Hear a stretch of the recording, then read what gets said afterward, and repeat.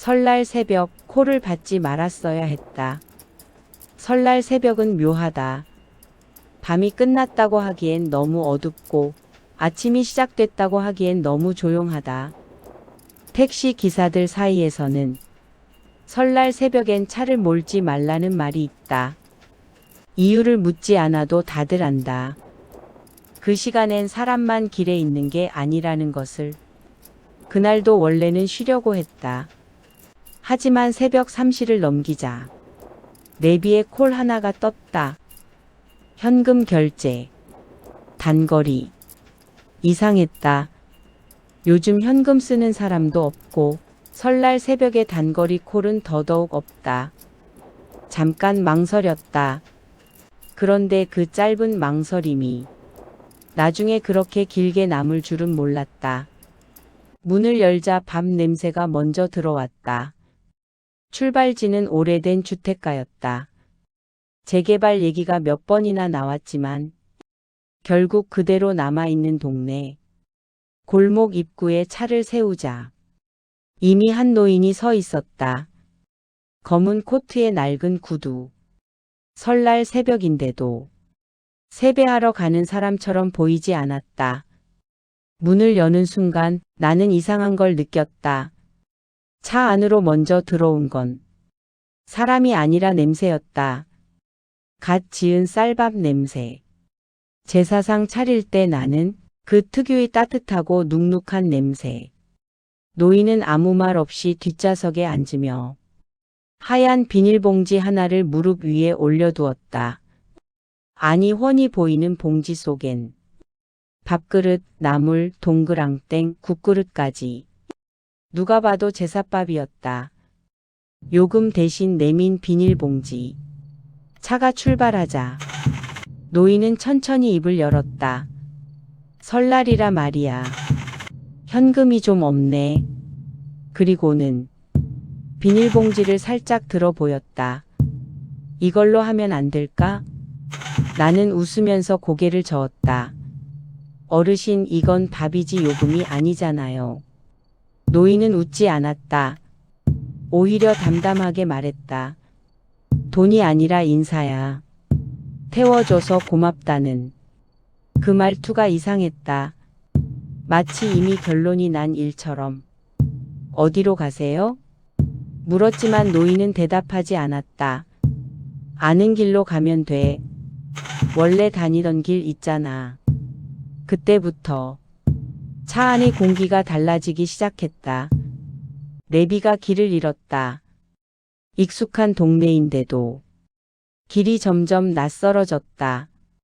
가로등 불빛은 희미해지고 간판 글씨는 마치 물에 젖은 것처럼 번졌다. 내비를 켜려 했지만 목적지 입력이 되지 않았다.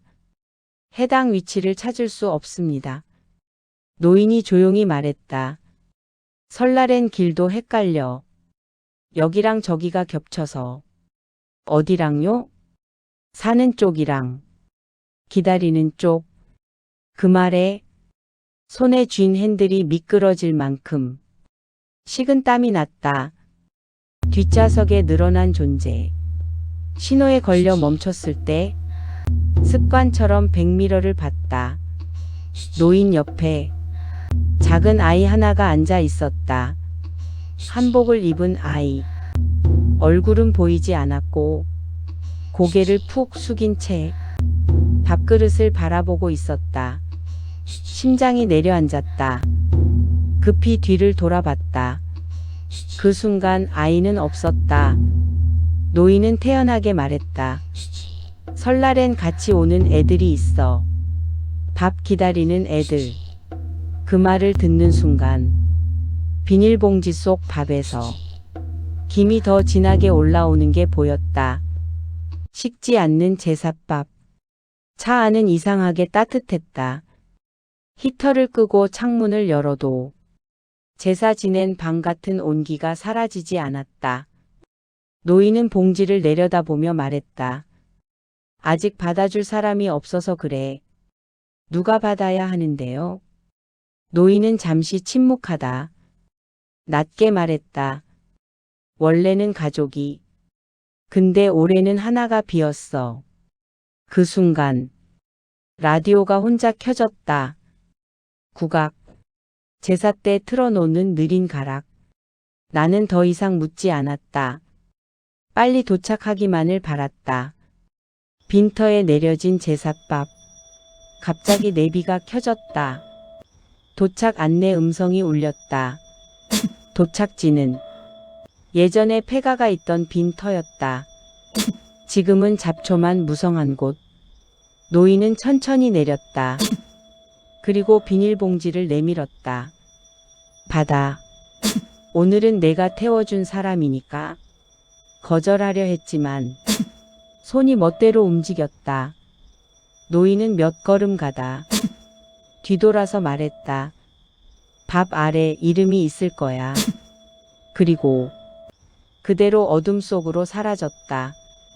설날 새벽 다시 울린 콜. 집에 돌아와 봉지를 열었다.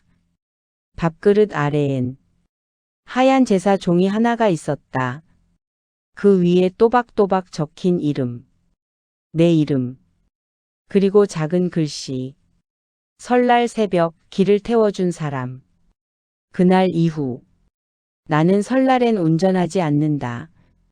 하지만 1년 뒤 설날 새벽 3시 17분. 차에 타지도 않았는데 콜 알림이 울렸다. 출발지 내 집 앞. 결제 방식 현금. 그리고 차 문을 열기도 전에 익숙한 냄새가 퍼졌다. 제삿밥 냄새였다. 뒷좌석에서 누군가 조용히 말했다. 이번엔 요금 안 받아도 돼. 안녕하세요. 중국 조심하세요. 좋아요, 구독 알림 주세요.